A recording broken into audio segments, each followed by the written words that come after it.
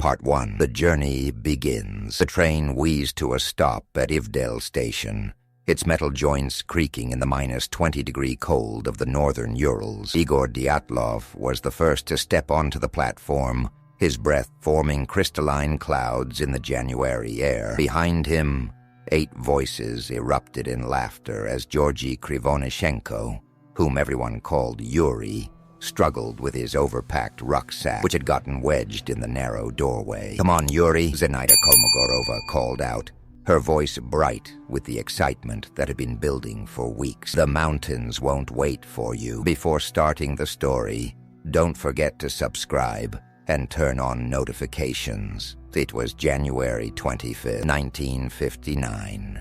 And the 9 members of the hiking group from the Ural Polytechnical Institute had finally arrived at the starting point of their ambitious winter expedition. They were not novices. Each had completed numerous challenging treks, and Igor Dyatlov, their 23-year-old leader, had earned his Grade 3 hiking certificate, the highest certification available in the Soviet Union at the time. The group was diverse but united in their passion for adventure. There was Lyudmila Dubinina, 20, whose loud laugh could lift anyone's spirits. Rustem Slobodin, 23, who wore his father's old military jacket like armor. Alexander Kolevatov, 24, quiet and methodical, always double-checking their equipment. Nikolai Thibault Brignol, 23, whose French ancestry made him exotic in their circle. And Yuri Doroshenko, 21, the group's unofficial photographer. The oldest member was Semyon Zolotaryov, 38, whom everyone called Sasha at his request, a war veteran with mysterious scars and stories he rarely shared. He had joined the group at the last minute, adding an element of experience that Igor welcomed. Some of the younger members found him odd. He kept to himself and often seemed to be watching,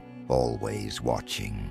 But his expertise was undeniable. As they gathered their equipment on the platform, Igor spread out his meticulously prepared map. The plan was to reach Otorten Mountain, a name that meant "don't go there" in the local Mansi language, a detail that Yuri Doroshenko had discovered and shared with nervous laughter around their planning meetings. "Superstitious nonsense," Igor had said then, his confidence unwavering. Now, under the gray Siberian sky, the name seemed less like folklore and more like a warning. They spent that first night in Ivdel, staying in a hostel where the heating barely worked and the windows were thick with frost. Zenaida wrote in her diary by candlelight, "Tomorrow, the real adventure begins. Igor promises it will be our most challenging trek yet. I can hardly sleep from excitement." The next morning, they caught a truck to Vizhai, the last inhabited settlement they would see. The driver, an old man with hands like leather and eyes that had seen too many Ural winters, looked at their equipment and shook his head. "You're going into the mountains in this weather?" he asked in accented Russian. "We're experienced," Igor replied, a touch of pride in his voice. The old man spat tobacco juice into the snow. "The mountains don't care about your experience. They have their own rules." Part 2. Into the white silence. By January 28, they had reached the abandoned settlement of North 2, a former geological camp that stood like a ghost town against the white landscape. Here they spent their last night in anything resembling civilization, huddled in a dilapidated cabin where wind whistled through gaps in the walls. It was here that Yuri Yudin, the 10th member of their group, made the painful decision to turn back. His chronic back pain, aggravated by the cold and the weight of his pack, had become unbearable. "I'm sorry," he said, his eyes glistening with unshed tears as he embraced each of his friends in turn. "Don't be stupid," Lyudmila said, hugging him tightly. "We'll tell you all about it when we get back." As Yuri watched his 9 friends disappear into the snowy forest, he couldn't shake a feeling of unease. Later he would say it was like watching them walk into another world, one from which they would never return. The group pressed on, their skis cutting through fresh powder as they followed the Auspia River valley. The weather was harsh but manageable, nothing they hadn't faced before. They sang songs as they moved, their voices echoing off the mountains. Rostem had brought a small harmonica, and in the evenings he would play folk tunes while the others prepared dinner over their portable stove. On January 31st, they reached the Auspia River and began to ascend into the mountains proper. Here, they made a strategic decision that would later puzzle investigators. They created a cache, what they called a labaz, storing extra food and equipment to lighten their load for the ascent to Otorten. They would retrieve it on their return journey. The diary entries from this period paint a picture of a group in high spirits, despite the challenging conditions. Kolmogorova wrote about a humorous incident where Doroshenko had fallen through ice into a stream and had to change clothes in the freezing wind, dancing and cursing in equal measure. Dubinina described the breathtaking beauty of the frozen landscape, how the sun on the snow created millions of tiny rainbows. But on February 1st, something changed. The last photographs from their cameras show them setting up camp on the eastern slope of Kolatsiakl, Dead Mountain. The images are haunting in their normalcy. Smiling faces, someone cutting snow blocks for a wind barrier, the tent taking shape against the white slope. In one photo, Zolotaryov appears to be pointing at something in the sky, though the image is too blurry to make out what caught his attention. According to the reconstruction of events, they had veered west from their intended route, possibly due to worsening weather conditions. The slope where they pitched their tent was exposed, offering little protection from the elements, but it was late in the day, and the visibility was deteriorating. Their last meal was simple: canned meat, crackers, and hot tea. Forensic analysis would later confirm they ate around 6 or 7 p.m. They arranged their boots and outer clothing neatly inside the tent, laying out their blankets and preparing for another cold night. Someone, probably Doroshenko or Krivonishenko, who were on fire duty, had gathered firewood earlier, though they hadn't lit the stove yet. Part 3. The Night of Terror. What happened next has been debated for over 6 decades. At some point after midnight, something caused the 9 hikers to cut their way out of their tent from the inside. The cuts were made with a knife, decisive and desperate, as if there was no time to use the entrance. They fled into the night, wearing only what they had been sleeping in, some in socks, others barefoot, most without coats, in temperatures approaching -30 Celsius. The first bodies found by the search party 3 weeks later told a confusing story. Doroshenko and Krivonishenko were discovered under a large cedar tree, about 1.5 kilometers from the tent. They had started a fire. Branches up to 5 meters high had been broken off, suggesting someone had climbed the tree, perhaps to look back at the tent or to gather wood. Their bodies showed signs of hypothermia, but also strange details. Doroshenko had bitten skin in his mouth, as if he had tried to stay conscious by causing himself pain. 3 more bodies, those of Dyatlov, Kolmogorova, and Slobodin, were found between the cedar tree and the tent, positioned as if they had been trying to return. Slobodin's skull showed a fracture, though it wasn't deemed fatal.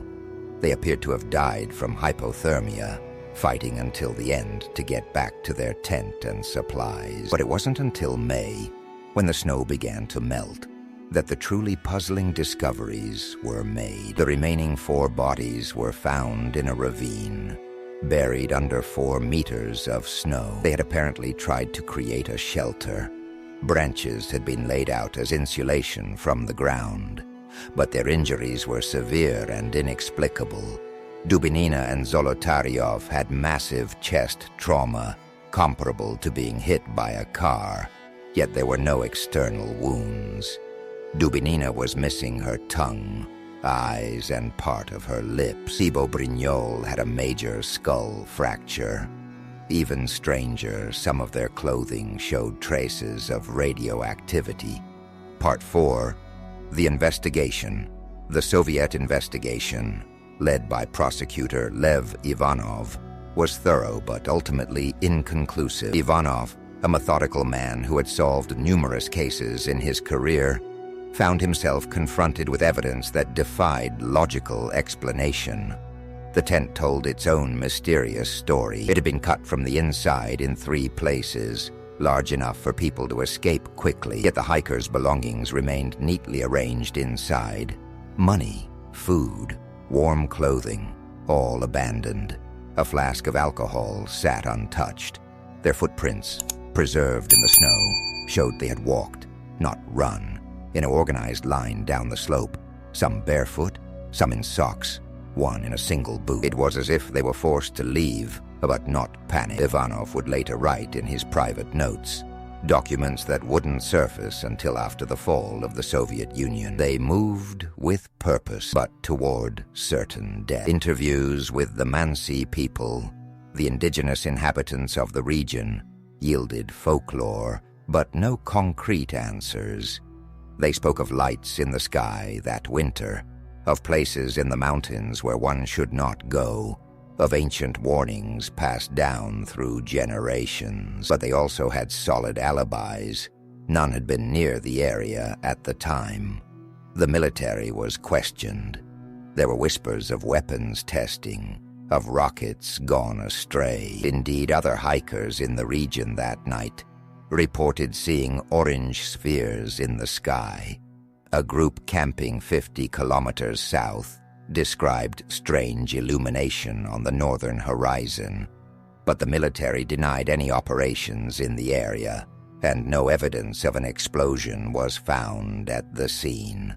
Ivanov himself became convinced that the hikers had encountered something extraordinary. In a 1990 interview, years after the Soviet Union's collapse, he admitted, "When I saw the scene, I thought about weapon tests, but there was no explosion damage.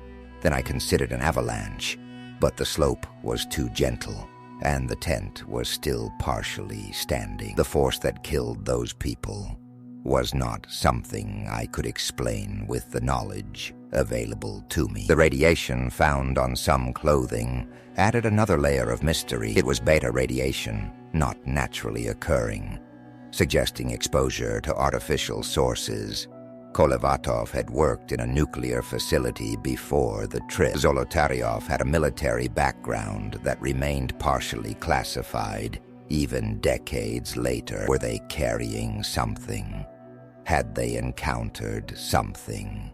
Part 5. Theories and Shadows. As news of the tragedy spread through the Soviet Union, theories multiplied like frost patterns on a window. Each attempted to make sense of the senseless, to find patterns in chaos. The avalanche theory seemed logical at first. A sudden slab avalanche could have struck the tent, causing the injuries to those who died in the ravine.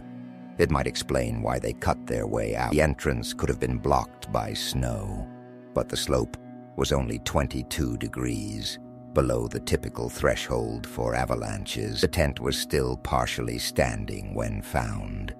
Their footprints were visible, suggesting no avalanche had occurred after they left. Some proposed a military accident, a weapons test gone wrong, perhaps a parachute mine that had drifted off course. This might explain the radiation, the massive internal injuries without external wounds, consistent with a pressure wave, and the government's seeming desire to close the case quickly. But no fragments were found, no crater, no burn marks.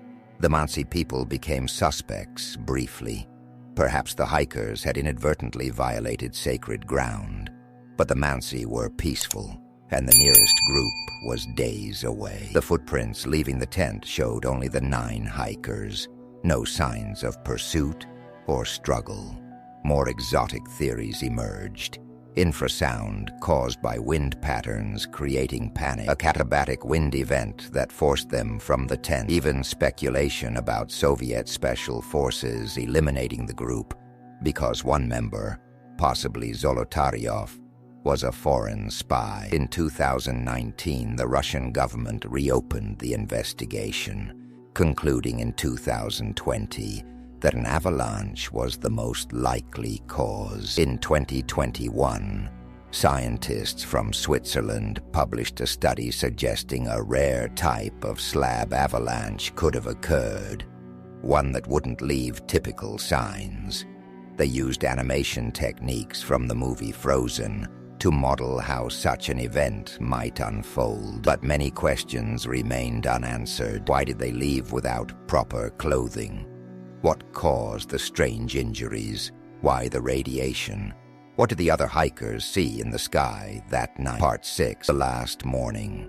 In the pre-dawn darkness of February 2nd, 1959, as 9 bodies lay frozen in the Ural Mountains, the world continued spinning, unaware that one of its great mysteries had just been born. The sun rose on an empty tent, its canvas flapping in the wind like a prayer flag, holding the possessions of 9 young people who would never return to claim them. In Sverdlovsk, their families waited for letters that would never come. The university prepared celebration banners for their return. Dyatlov had promised they would arrive by February 12, in time for the Communist Party conference. They wanted to present their achievement as a gift to the motherland. Yuri Yudin, recovering from his back pain, had no idea he had embraced his friends for the last time.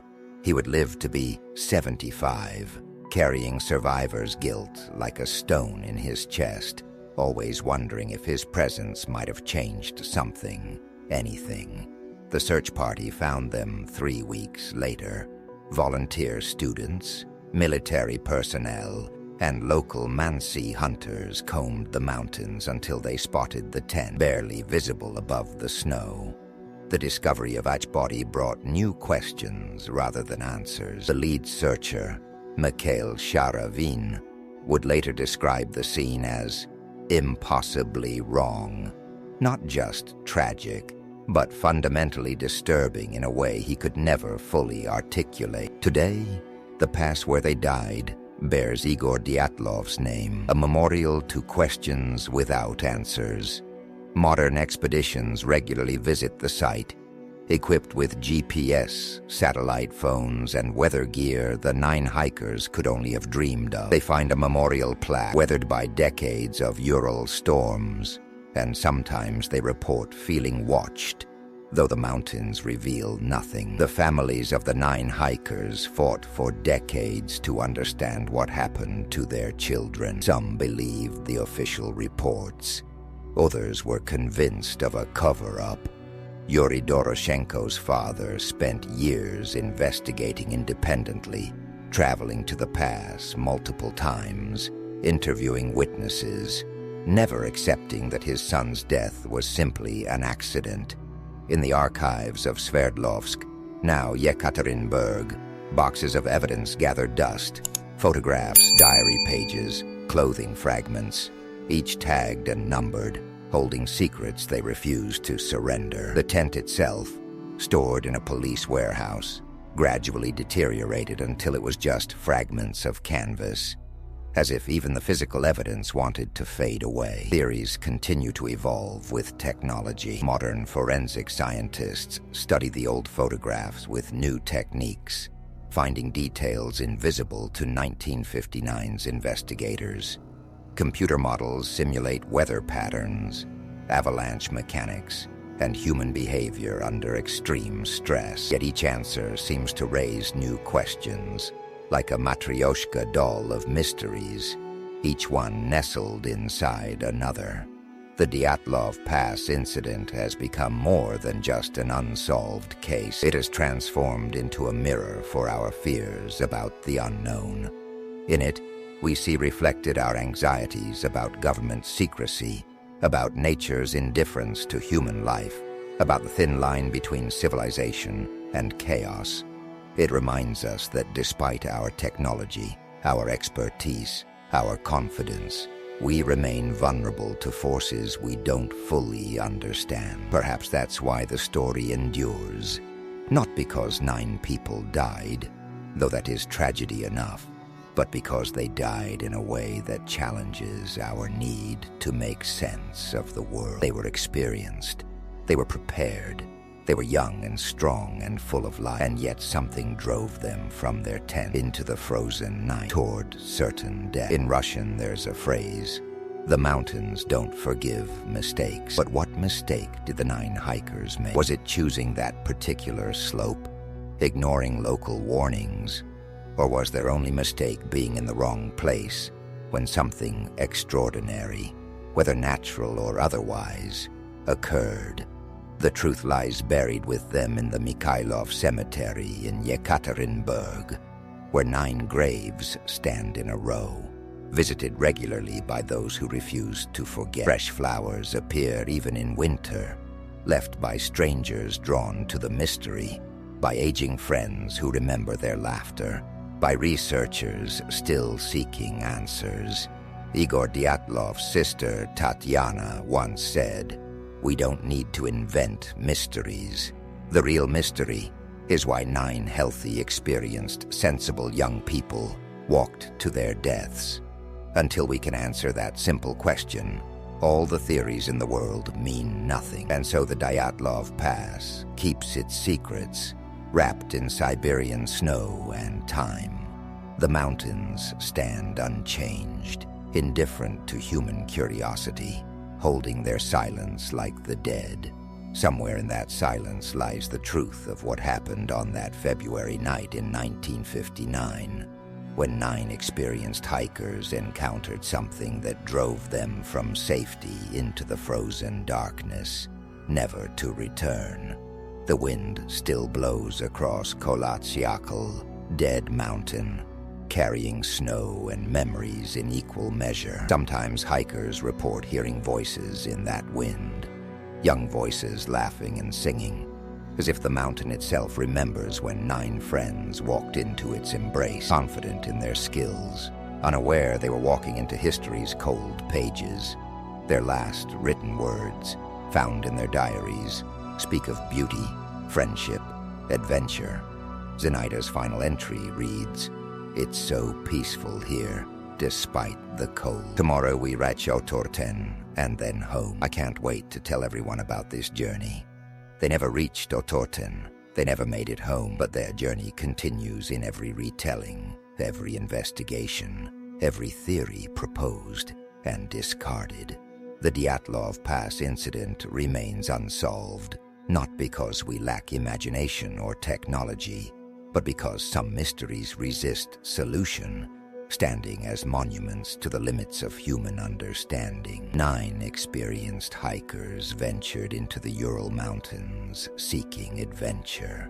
They found something else, something that transformed them from people into puzzles, from friends into forensic evidence, from young adventurers into eternal questions, marks against the white expanse of an indifferent landscape. The mountains remember, but they do not tell.